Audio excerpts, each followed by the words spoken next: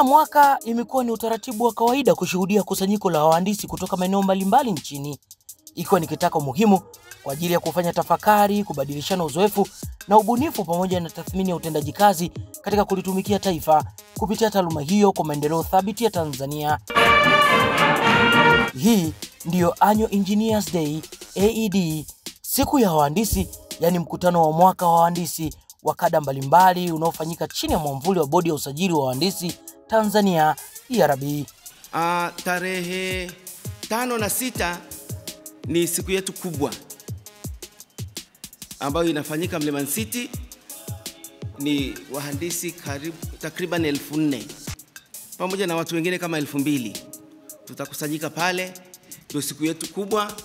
Tungekuwa sisi ni baniani, ile ni Diwali, ni Maulid, ile ni Christmas ya wahandisi. Na pale yatakuwepo mambo mengi, kutakuwa na viapo, kutakuwa na kupeana elimu, kutakuwa na maonesho, shughuli zitakuwa kem. AED kwa mwaka huu imefanyika jijini Dar es Salaam, ukiwa ni mkutano wa 21 wa wahandisi kufanyika tangu kuanzishwa kwake. Zaidi ya wahandisi 6000 wameshiriki mkutano huu uliodhihiri katika ukumbi wa Mlimani City na kudumu kwa muda wa siku 2.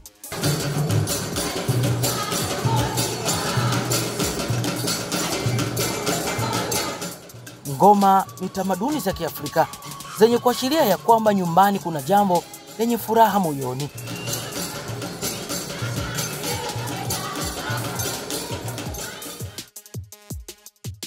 Ndiyo, sasa ni ufunguzi rasmi wa mkutano wa mwaka wa 21 wa wahandisi unaofanywa na Waziri wa Ujenzi, Mheshimiwa Innocent Bashungwa.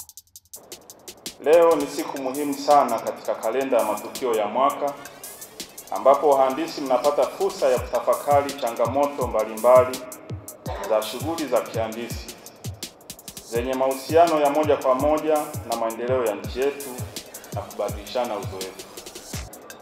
Annual Engineers Day ni fursa kwenu na washiriki kwa ujumla kubadilishana mawazo na kuona teknolojia mbalimbali zinazotokana nanyi wahandisi. Na wapongeza kwa kuendeleza utaratibu wa Annual Engineers Day. Moja ya vitu ambavyo nimevigundua, ushiriki wenu ni mkubwa sana. Naomba mjipigie makofi. Lakini vile nilichokigundua, ushiriki wenu hauangalii ranki. Yaani kuna watu wana majukumu yao mazito, lakini inapokuja kwenye Annual Engineers Day haiangalii ni ranki gani, wahandisi wote kwenye wilaya mnakuja kushiriki. Mkutano umefanyika ukiongozwa na kauli mbiu isemayo Setting the Engineering Workforce for the Artificial Intelligence Era. Mwaka huu ni kuandaa nguvu kazi ya uhandisi katika zama za akili mnemba, artificial intelligence ama akili undwe. Tunataka kufunza na kuimarisha ujuzi wa wataalamu wetu wa kada ya uhandisi. Kwa kimombo tunasema setting the engineering workforce for the artificial intelligence era. Training and upskilling engineering practitioners. Tunaelewa mapinduzi ya 4 ya viwanda yamepambazuka, hayaendi popote, so we have to participate katika mapinduzi ya 4 ya viwanda. Hakika ni muhimu kuendana na mapinduzi hayo, yani kuandaa nguvu kazi ya uhandisi katika zama za akili mnemba. Haswa hii ni maana taaluma kuishi katika kasi ya mabadiliko teknolojia duniani. Waziri Bashungwa anadhani hatua kutumia akili mnemba ni muhimu kuleta suluhu ya mambo katika utatuzi ya yenye kuikabili jamii ya Watanzania. Lakini mimi naomba niwape changamoto. Whatever it is, lazima tuiangalie katika namna ambayo inaenda kutibu na kuleta suluhu ya jamii tunayoishi. Niwape mfano. Nimepata fursa ya kutembelea baadhi ya hizi exhibitions ambazo tumepitia. Maonyesho mazuri kabisa, na baadaye naamini nitapata fursa ya kwenda kwenye maeneo mengine ya display. Wapo vijana wetu wa Tanzania wamenionyesha app ambayo inamwezesha mkulima kwanza kupata taarifa za masoko kwa maana ya market information. lakini app hiyo hiyo inamwezesha mkulima kujua zao ambalo amelipanda. Akitumia ile app inaweza ikaskani jani ikamwambia zao hili lina ugonjwa fulani na dawa inayotakiwa ni dawa hii. Lakini app hiyo hiyo inampa taarifa za kiugani na mambo mengine. Sasa kama artificial intelligence ambayo tunakaa kuijadili, tunaisize kwenye level ambayo inaenda kujibu changamoto katika jamii zetu, sekta ya kilimo na sekta nyingine, tutakuwa tumefanikiwa kwa kiasi kikubwa. Huenda ikawa ni taarifa ya neema juu ya uboreshaji wa miundombinu nchini. Zipo dola milioni 325. Nchi yetu kama mnavyofahamu, mwaka huu kwenye mvua za vuli na mvua za masika tulipata mvua nyingi kuliko rekodi ambayo imekuwepo hapa nchini. Mvua hizi zikaharibu miundombinu kote nchini, mikoa yote. Lakini baada ya kufanya tathmini kupitia regional managers wa TANROADS, namshukuru sana Mheshimiwa Rais Dr. Samia Suluhu Hassan ametafuta fedha za dharura. Sasa hivi ninavyozungumza, Wizara ya Ujenzi tuna bilioni 840 tunaenda kujenga madaraja na makalavati kote nchini. Na kupitia mkakati huu ambao tumetathmini kupitia kamati ambayo nimeelekeza ije ifanye wasilisho hapa, ni tumeelekeza kadiri inavyowezekana, ikiwezekana miradi yote kwenye bilioni 840 makandarasi wazawa wapewe fursa, lakini vigezo na masharti vizingatiwe. Msajili wa bodi ya usajili wa wahandisi Tanzania ERB, Mhandisi Bernard Kavishe, ameweka bayana mipango ya utatuzi wa changamoto za kihandisi na kuchochea ubunifu pamoja na ushiriki wa wataalamu wa Tanzania wa kada ya uhandisi katika miradi mbalimbali ya maendeleo. Bodi inatekeleza mipango mbalimbali ili kuweka jeshi hili tayari kwa fursa mpya hizo zinazokuja na mabadiliko hayo.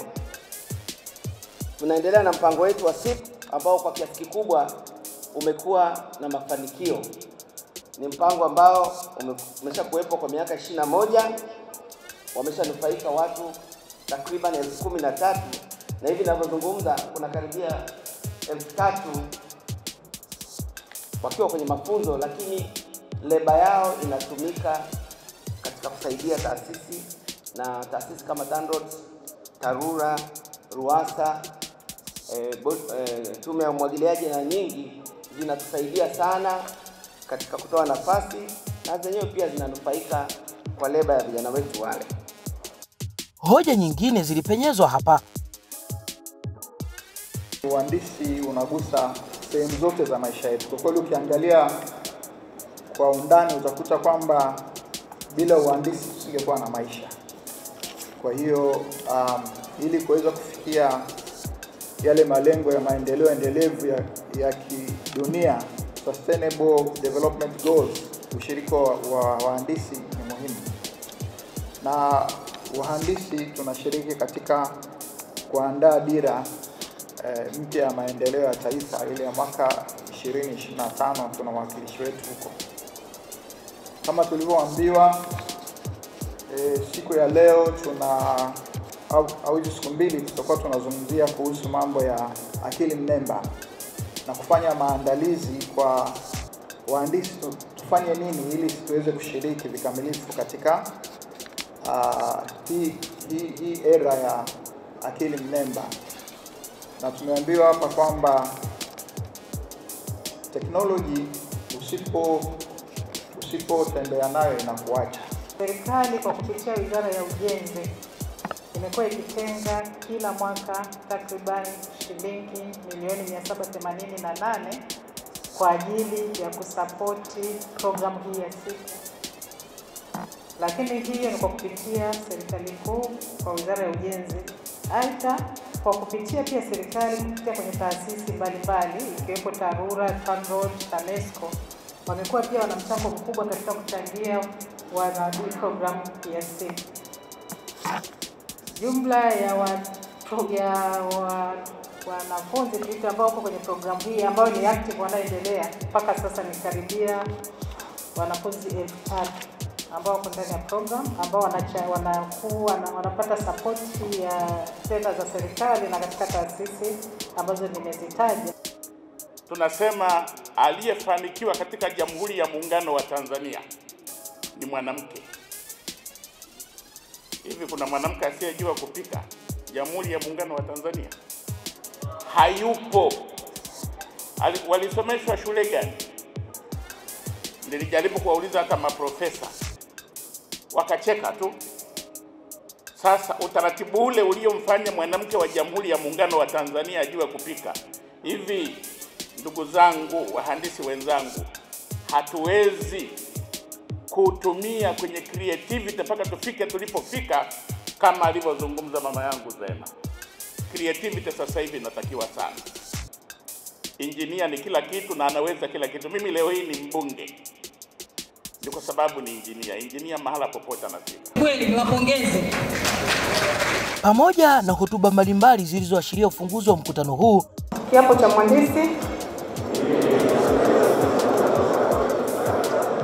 imeshuhudiwa takriban wahandisi 295 wakila kiapo mbele ya waziri wa ujenzi Innocent Bashungwa, zoezi lililoendeshwa na wakili msomi kutoka ERB Messi Jilala.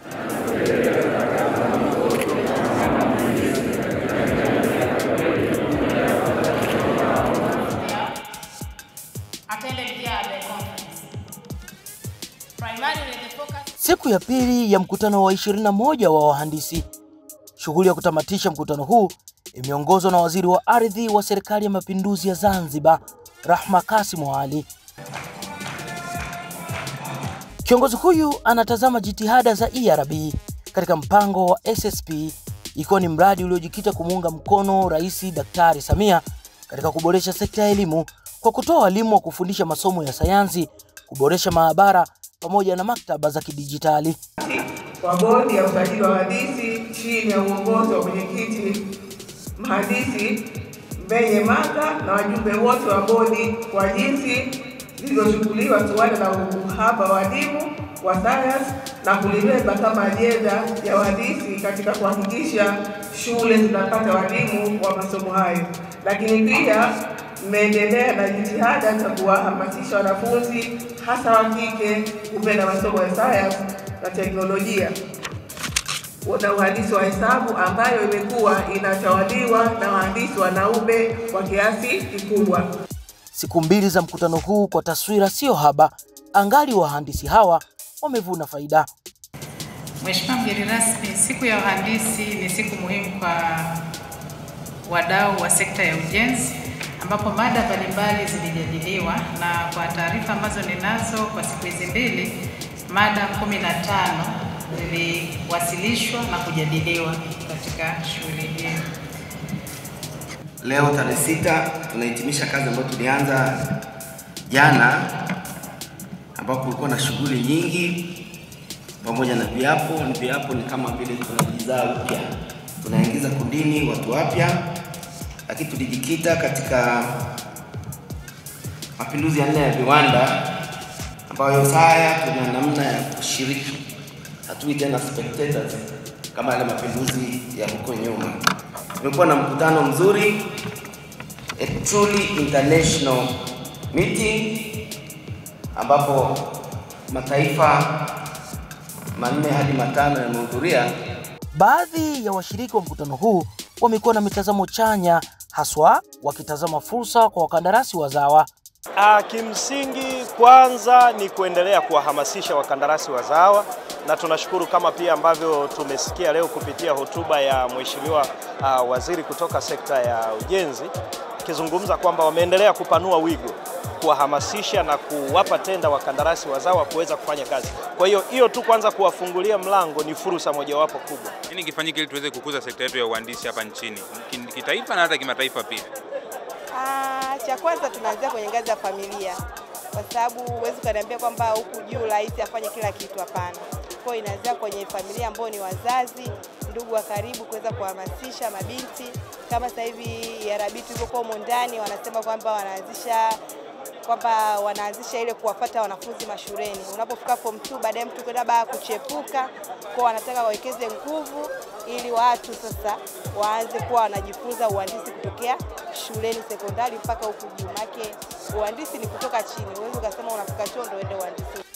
Mkutano wa 21 wa wahandisi nchini umefanyika kwa muda wa siku 2 kuanzia Septemba 5 na kuhitimishwa Septemba 6, huku ukihudhuriwa na jumuiya ya wahandisi kutoka ndani na nje ya nchi. Be it representing the private sector in Kenya, to be here to see what an amazing ecosystem of engineering and advanced skills you have. We're excited not only to be here, but also to engage with the professionals who we've met over the last few days, the students who we've met, the engineers who we've met, and I also congratulate you especially because I witnessed oath-taking, which is not something that we are familiar with in Kenya, but yet talks about the ethics of engineering, talks about how we can exercise our disciplines in a way that benefits our country, benefits our community, and benefits mankind. To that, I was very impressed and happy. I am excited about the opportunity this event offers to both our countries. Ethiopia and Tanzania share a common path toward progress and engineering. It's a central shaping in our future. The insights I gained here will be instrumental in addressing our unique challenges, particularly in areas like construction. I also wish to highlight, as a woman, I also wish to highlight the essential role of women in engineering, promoting the participation of women in our field enrich our profession with diverse perspectives and leads to the innovative solutions. I commend ERB for its efforts in fostering inclusively, and I am confident this platform will further encourage the empowerment of women engineers, both in Tanzania and globally. Takriban mataifa 5 yameshiriki siku hii adhimu katika kalenda matukio ya mwaka, ikiwemo Kenya, Sudani ya Kusini, Korea, Ethiopia na Uganda.